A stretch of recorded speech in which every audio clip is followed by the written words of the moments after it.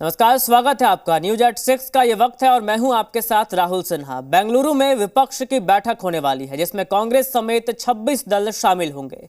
इनमें शामिल होने के लिए CM Nitish Kumar, deputy CM Tejashwi Yadav, RJD supremo Lalu Yadav, Lalan Singh, Sanjay Jha समेत कई नेता आज बेंगलुरु के लिए रवाना हो गए हैं। वहीं इस बैठक में शामिल होने के लिए सोनिया गांधी, राहुल गांधी और कांग्रेस अध्यक्ष मल्लिकार्जुन खड़गे, समाजवादी पार्टी से अखिलेश यादव भी बेंगलुरु पहुंच गए हैं। एनसीपी प्रमुख शरद पवार कल बैठक में शामिल होंगे। आपको बता दें कि इस बैठक में कल ही आम आदमी पार्टी ने शामिल होने की सहमति दी थी। आम आदमी पार्टी की ओर से दिल्ली के सीएम केजरीवाल और पंजाब के सीएम भगवंत मान शामिल होंगे। बैठक में 2024 की तैयारियों और आने वाले विधानसभा चुनावों पर चर्चा होगी। इससे पहले विपक्ष की बैठक पटना में हो चुकी है जिसमें कुल 15 पार्टियां शामिल हुई थी। तो एक बार फिर से विपक्ष की बैठक बेंगलुरु में होनी है। इससे पहले पटना में हुई थी और इस बार की जो बैठक है इसमें जो शामिल होने वाले दल हैं उनकी संख्या में इजाफा हुआ है। ये कहीं ना कहीं विपक्षी दलों के लिए एक अच्छी खबर है। और कल ही अरविंद केजरीवाल ने ये कह दिया था कि हम इसमें शामिल होंगे। राघव चड्ढा की ओर से ये कहा गया था कि अरविंद केजरीवाल की अध्यक्षता में आम आदमी पार्टी इस बैठक में हिस्सा लेगी और तमाम नेता जो हैं वो जुटने लगे हैं बेंगलोर में। CM Nitish Kumar, deputy CM Tejashwi Yadav, RJD supremo Lalu Yadav, Lalan Singh, Sanjay Jha समेत कई नेता पहुंच चुके हैं। और अंजलि सिंह, जी मीडिया संवाददाता अंजलि लाइव हैं हमारे साथ बेंगलुरु से। अंजलि, क्या हलचल आप दिख रहा है वहां पर अभी आपको?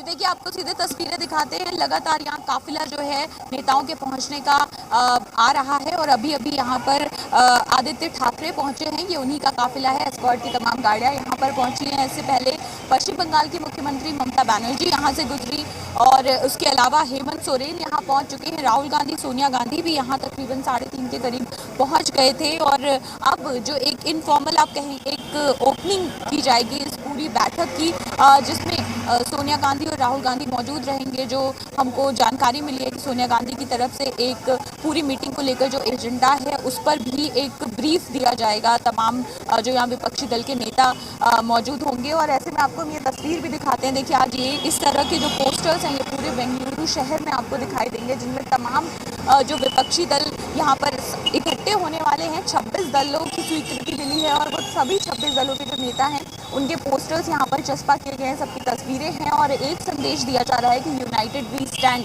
यानी एकजुट होकर हम एक साथ खड़े हैं। तो यही संदेश जो है वो विपक्षी दलों की ओर से देने की कोशिश की जा रही है। पटना की बैठक में भी हमें ऐसा ही देखने को मिला था। हालांकि इस बार नंबर ऑफ पार्टीज जो है वो काफ़ी बढ़ गया है और यही वजह है कि कांग्रेस की ओर से और अन्य विपक्षी दलों की ओर से बार बार ये कहा जा रहा है कि हम एकजुट रहेंगे। और पिछली बार जब पटना की बैठक में हमने देखा था कि किस तरह से केजरीवाल जो है वो नाराज हुए थे अध्यादेश के मुद्दे को लेकर। हालांकि इस बार वो मुद्दा भी सुलझ गया है। कुछ ही देर में दिल्ली के मुख्यमंत्री अरविंद केजरीवाल भी यहाँ पर पहुंचने वाले हैं और आप देखेंगे लगातार जो गाड़ियों का काफिला है वो यहाँ पर आना, वो सिलसिला यहाँ पर जारी है। अभी भी एक काफिला यहाँ से गुजर रहा है। तो इसी तरह से एक एक करके सभी विपक्षी दलों के जो नेता हैं वो यहाँ पर पहुँच रहे हैं और जो एजेंडा रहेगा वो यही रहेगा कि किस तरह से पॉलिटिकल प्रोग्राम्स जो हैं वो सेट किए जाएं ताकि जो लोग घेरने की व्यवस्था है सरकार को, उन पे क्या क्या एजेंडाज रहेंगे, कौन कौन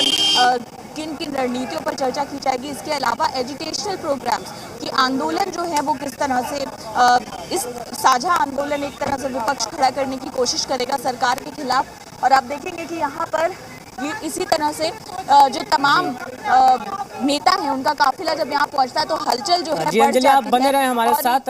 कुछ तकनीकी कमी है जिसकी वजह से आपकी आवाज अच्छी नहीं आ रही है। हम उसे सुधारने की कोशिश कर रहे हैं। तब तक हम अपने दर्शकों को बता दें कि विपक्ष की बेंगलुरु में जो बैठक होने वाली है उसके लिए तमाम नेता वहां पहुंच रहे हैं। हेमंत सोरेन झारखंड के सीएम वहां पहुंच चुके हैं और सीएम नीतीश कुमार, बिहार के deputy CM Tejashwi Yadav, RJD supremo Lalu Yadav समेत कई नेता बिहार से बेंगलुरु के लिए रवाना हो चुके हैं। ममता बनर्जी भी इसमें शामिल होंगी। वहीं कल आम आदमी पार्टी ने भी क्लियर कर दिया, उनकी तरफ से राघव चड्ढा ने यह बयान दिया था कि अरविंद केजरीवाल की अध्यक्षता में आम आदमी पार्टी भी इसमें शामिल होगी, जो विपक्षी एकजुटता को लेकर के जो एक अच्छी खबर मानी जा रही थी। क्योंकि अरविंद केजरीवाल पटना में जो बैठक हुई थी उससे कहीं ना कहीं नाराज होकर चले गए थे, प्रेस कॉन्फ्रेंस में नजर नहीं आए थे और पटना में जो बैठक हुई थी उसके बाद बहुत कुछ क्लियर नहीं हो पाया था, लेकिन आज की जो बैठक है या कल जो बैठक होगी वो अपने आप में बहुत अहम मानी जा रही है, क्योंकि इस बैठक में कई मुद्दों पर चर्चा हो सकती है। केंद्र सरकार के खिलाफ कैसे रणनीति बनानी है उस पर चर्चा होगी।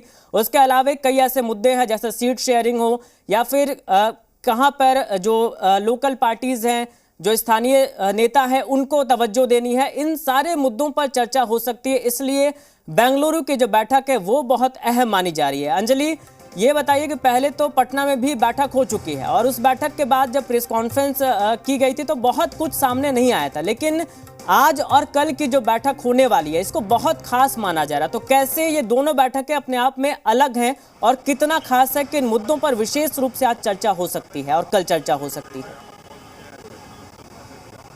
जी देखिए, पटना की बैठक से अगर तुलना करें तो जाहिर सी बात है अंतर इस बार काफ़ी है और पटना की बैठक को आप कह सकते हैं कि एक तरह से नींव रखी गई थी और अब इसके बाद यहाँ से जो ऊपर इमारत बनाने का काम है वो शुरू किया जा रहा है। तो एक एक ईंट जोड़कर किस तरह से इमारत खड़ी करने की कोशिश की जा रही है वो ऐसे पता चलेगा कि पटना में तकरीबन 16 दल सम्मिलित हुए थे, इस बार 26 दलों को न्योता दिया गया और सभी ने हामी भरी है यहाँ पर आने की। तो तमाम जितने दल यहाँ पर इकट्ठा हो रहे हैं उनमें कई ऐसे दल भी हैं जो क्षेत्रीय दल है, जो अपने राज्य में काफ़ी मजबूत है, भले ही नेशनल तौर पर, राष्ट्रीय तौर पर उनका इतना रिकग्निशन ना हो, लेकिन इसके बावजूद फोकस इसलिए किया जा रहा है कि उन राज्यों में उनकी स्थिति मजबूत है और जब सीट शेयरिंग जिसकी अभी आप बात कर रहे थे, जब सीट शेयरिंग का फॉर्मूला तय किया जाएगा तो उसमें उन दलों को भी तवज्जो दी जाएगी और ये फ़ायदा उन दलों को के लिए भी है कि एक विपक्ष के पूरे गठबंधन के साथ जब वो लड़ेंगे तो ज़्यादा मजबूत होकर उभर जाएंगे और वोट जो है वो बटेंगे नहीं। तो ये सोच रखी गई है इसके पीछे और यही तमाम एजेंडा भी है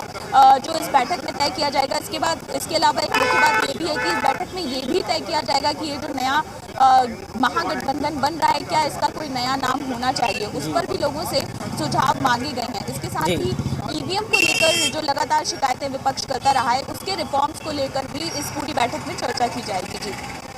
जी अंजलि, बहुत शुक्रिया आपका। तो बेंगलुरु में ये बैठक होनी